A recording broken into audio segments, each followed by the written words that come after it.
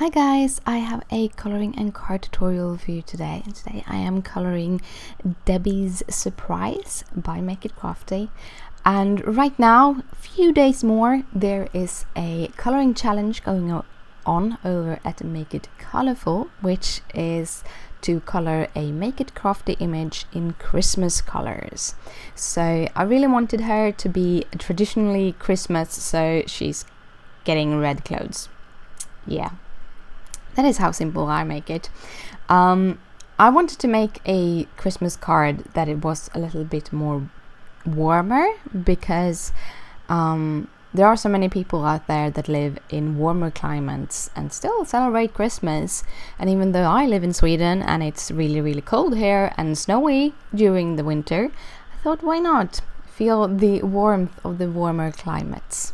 So I start out by coloring Debbie's skin, and I'm using my favorite Christmas skin colors, which is E50, E00, E21, E11 and E04. And then I just try to shadow her like the shadow comes from the upper left corner. So I kind of go between which corner I choose, but I usually have my light coming from one of the corners when I do my coloring. For her hair, I am going to use some E70s, so it's a little bit more of a reddish grayish brown than my favorite E40s. But I kind of want to stretch out a little bit with my E's, and I actually felt like that would be a perfect color for her hair this time around. I'm making very simple, quite a more of a simple coloring. I'm not trying to give her all of the different strands. Instead, I'm trying to make sure that all the bumps in her hair is glowing, so the parts of the hair that is the bump that is going towards the sun is going to have the highlight, and the ones that are going towards her head is going to have the darker part, to make it look a little bit more alive. I'm gonna end it up by going over with all of the colors to kind of enhance all of those different layers, sort of. Going in with the E74 and the E77 to enhance certain parts, not all parts, but certain parts of her hair. And the absolute final thing I'm doing is actually going in with the E71 and giving her a little bit of the feeling of strands. Then I'm coloring her eye green, but I'm going to color over that a little bit later because the green didn't really fit as I wanted it to, so but later on that. Here is her dress, tunic, shirt. I don't really know what to call it, but I think it's lovely. I think it's adorable, and I thought it would fit perfectly in Christmas colors. That one of those shirts that I always wanted for Christmas is one of those that is really red and then have white fuzzy edges, because I think they are so cool, but I don't really have the body figure for it, so I will have to keep with some crazy Christmas shirt instead. The red colors I'm using is R24, R27, R37 and R89. Again, this is something I learned from Sandy Olnock. If you want your clothes or whatever you are coloring red to actually look very red, try to have the highlight in one of the red colors instead of the pinker colors. So the 24 is just at the edge of that. It's still a little bit pink, but it worked kind of great. And also all the folds that are in her dress, which I really love coloring. If you really want to learn how to do really good folds, I would recommend using the Make It Crafty Creases and Fold tutorial. It's an ebook and it's awesome. So go and check it out because you would be happy. It's very affordable and you learn a lot. You learn a lot from them. Yeah. Then I fixed her eye with the E70s. She still have a green tint in it, but it kind of worked. And I'm using my W's both for the darker part of the pants, and then I'm going for the lighter ones for all the whites. I'm also went in with a white gel pen where I on the whites on her eye to kind of enhance them a little bit. The armbands and the earrings I have colored yellow, but I will use stickles on top of them, so you won't see the yellow that much.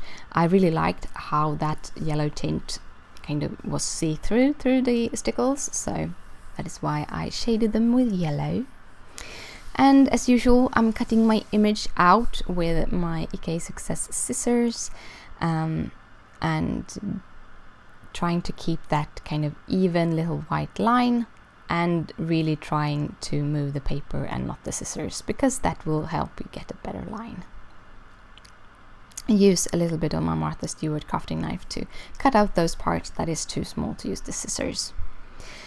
The papers I'm using today is a old Doodlebug Designs paper. I just love them, so I just needed to use them. But there is going to be a whole bunch of newer pattern papers coming up in my Christmas series that is starting the 1st of December.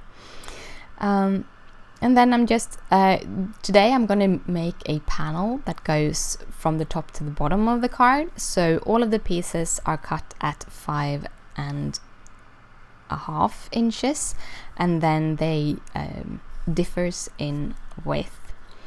I have cut the red both for layering but also for kind of a sentiment. I'm gonna heat emboss the Merry Christmas here, which is from my Simon's stamp set. That was the word. And so I'm using my Versamark ink, and I'm gonna just use Merry Christmas all over this little panel. So instead of having one big sentiment, I'm having a whole panel which is filled with that sentiment, and then emboss it. So it more looks like a background, but you still get that Merry Christmas sentiment. Thought it was a fun, different way to use your sentiment stamps.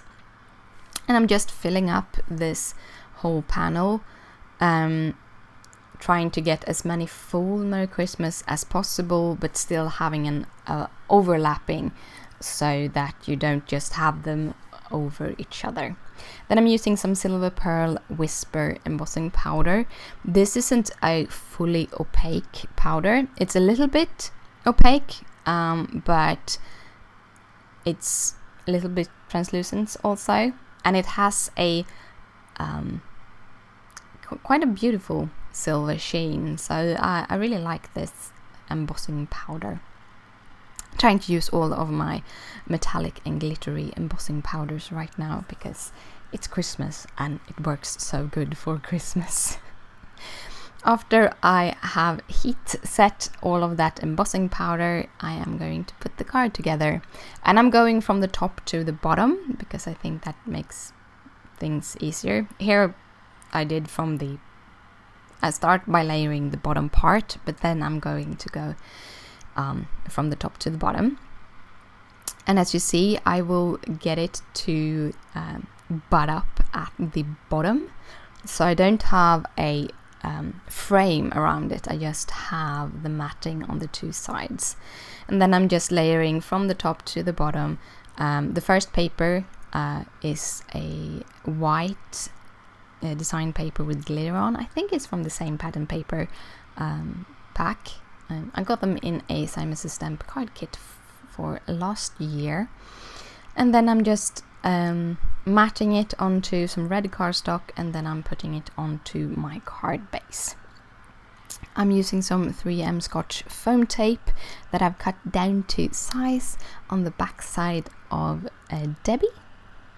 And then I'm gonna glue the whole panel onto a standard A2 card base because I kind of like that size of a card, but there's going to be a lot of different kind of cards in my series this next coming months. I'm using some platinum stickles by Reindeer. I really like the platinum color, and as I said, the yellow that I've colored her earrings and wristbands are actually, it kind of gives it another color scheme with that platinum glitter. I'm using my nail, and then I'm going to use a little bit of my tweezers to kind of push back the stickles. You can do that if you get your stickles outside where you want it to be. But yeah, that was the card for today. I hope you liked it. If you do, please thumbs it up. It means a lot to me. If you have any questions, just comment down below. And down below you find all the details and all the materials that I have used for this card. These are 2 other Christmas cards that I made last year, and you will also have a little card thingy which you have more Christmas videos to see. Thank you so much for watching. Bye!